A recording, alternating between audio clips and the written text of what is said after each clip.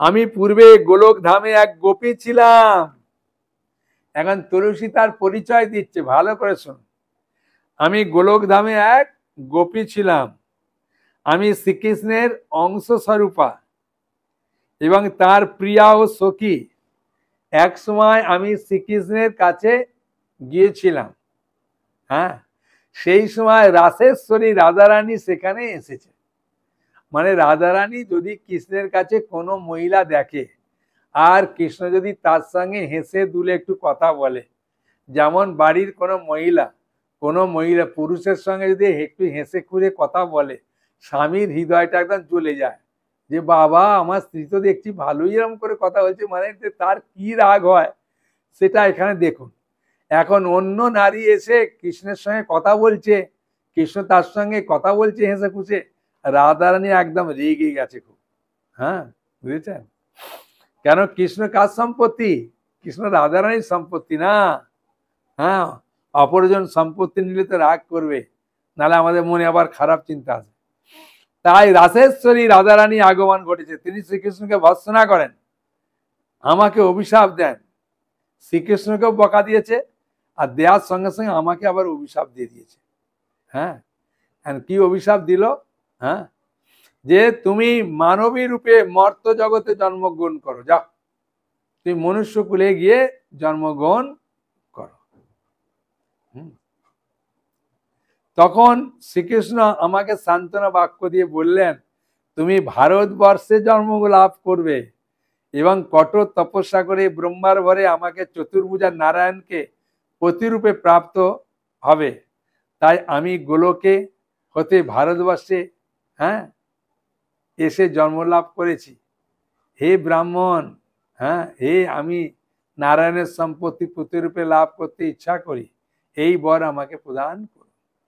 শ্রীকৃষ্ণ যখন গোলক বৃন্দাবনে লীলাবিলাস করছেন শ্রীমতী রাধারানীর সঙ্গে, সেই সময় বিরজা বলে একজন গোপী, তিনি সুন্দর সাজে সজ্জিত হয়ে রাস্তায় দাঁড়িয়ে থাকে আর দাঁড়িয়ে থেকে বলেন, প্রভু আমার কুঞ্জে আসুন না, একটু লীলাবিলাস করে যাবেন। তখন কৃষ্ণ বলেন, বিরজা রাধে খুব রেগে যাবে, তাই আমি যাব না, আমি আসবো কয়েকদিন বাদে।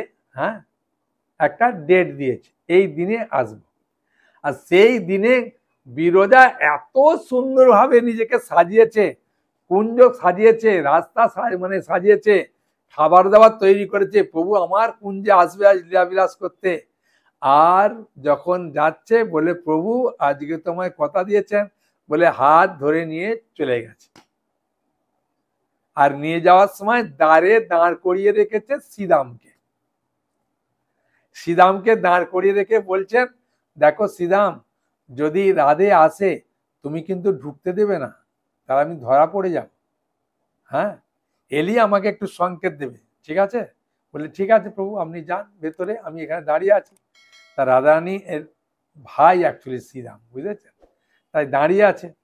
আর রাধারানী সাজগোজ করছে, করতে করতে যখন কুঞ্জে গেছে দেখছে প্রভু আসছে না।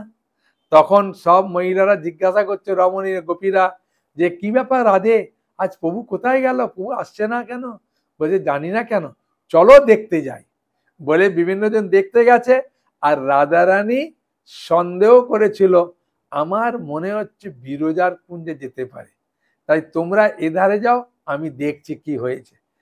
আর গেছে, গিয়ে দরজার সামনে মানে গেটে দাঁড়িয়ে আছে কে?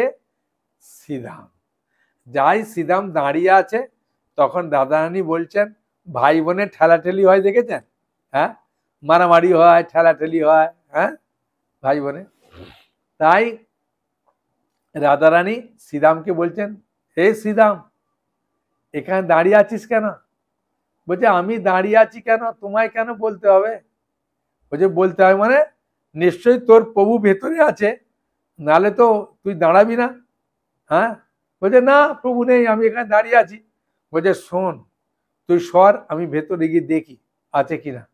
তখন শ্রীরাম বলছেন, ও বাবা, তুমি ভেতরে যাবে? আমাকে এখানে দাঁড় করিয়ে রেখেছি, কেউ যেতে পারবে না। তখন রাধারানী বলছেন, দেখ তুই আমার ভাই হোস না, তা ভাই হয়ে তুই আমাকে সাহায্য করবি না? তুই আমার প্রতি রাগ করছিস? হ্যাঁ, বুঝছেন? বলে যেমন ভাই বোনে ঠেলাঠেলি করেছে। হ্যাঁ, আর শ্রীরামকে ঠেলে ফেলে দিতেই শ্রীরাম একদম প্রচন্ড রেগে গেছে।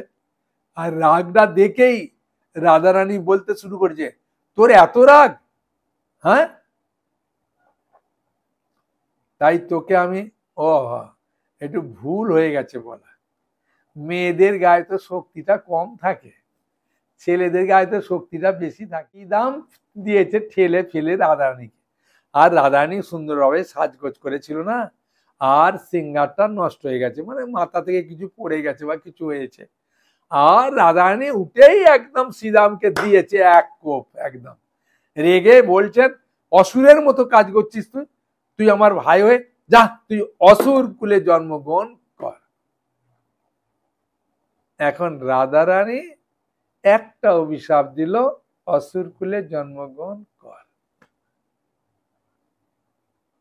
আর রাধারানী যখন একটা অভিশাপ দিয়েছে, শ্রীরাম সঙ্গে সঙ্গে অভিশাপ দিল, কৃষ্ণ শুধু তোমার একা, আর কারো নয়।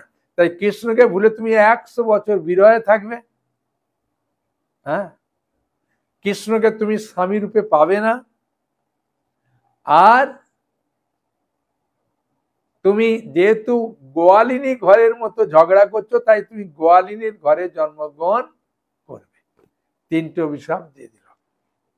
দেওয়ার পরে ভগবান তো সবকিছুর মূল, ভগবানের কাছে রাধারানী এবার কান্না করতে করতে গেছে, গিয়ে বলছেন শ্রীরাম আমাকে অভিশাপ দিয়েছে 3টে। তখন শ্রীরাম বলছেন, প্রভু আপনি দান করিয়ে রেখেছিলেন, আমি দাঁড়িয়েছিলাম, এখন আমাকে অভিশাপ দিয়েছে, অসুর কুলে জন্মগ্রহণ কর। হ্যাঁ, তখন ভগবান বললেন, কোনো অসুবিধে নেই, আমি যখন মরতে যাব তোমাদের সব আশা পূর্ণ করে দেবো, ঠিক আছে? এখন তুমি শঙ্খচূড় নামে জন্মগ্রহণ করো।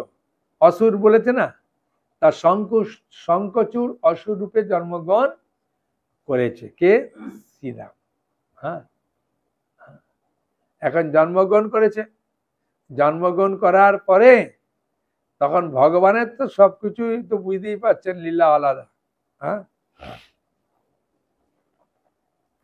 শঙ্খচূড় জন্মগ্রহণ করার পরে তখন ভগবান যখন তাকে বলছেন যে প্রভু আমি শঙ্খচূড় হয়ে কি করব, চিন্তা করো না।